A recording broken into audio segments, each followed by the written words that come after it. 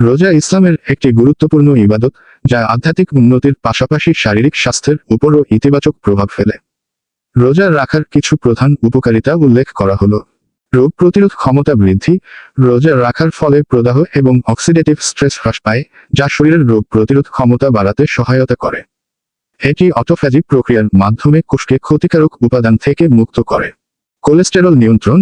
রোজা রক্তের মন্দ কোলেস্টেরল, এলডিএল ও ট্রিগ্লিসারাইড কমাতে এবং ভালো কোলেস্টেরল, এইচডিএল বাড়াতে সহায়তা করে, যা হৃদরোগের ঝুঁকি হ্রাস করে। ওজন নিয়ন্ত্রণ।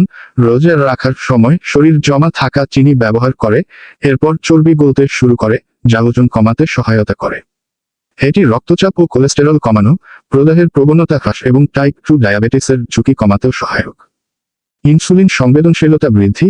রোজা ইনসুলিনের কার্যকারিতা বাড়ায়, যা রক্তে গ্লুকোজের মাত্রা নিয়ন্ত্রণে সহায়তা করে এবং টাইপ 2 ডায়াবেটিসের ঝুঁকি কমায়।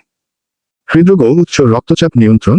রোজা ডায়াবেটিস ও কোলেস্টেরল নিয়ন্ত্রণের মাধ্যমে হৃদরোগ ও উচ্চ রক্তচাপ নিয়ন্ত্রণে সহায়তা করে।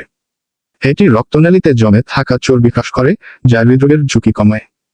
এছাড়াও রোজা রাখার সময় মানসিক প্রশান্তি ও আত্মনিয়ন্ত্রণ বৃদ্ধি পায়, যা মানসিক স্বাস্থ্যের উন্নতিতে সহায়ক। তবে কোনো স্বাস্থ্য সমস্যা থাকলে রোজা রাখার আগে চিকিৎসকের পরামর্শ নেওয়া উচিত।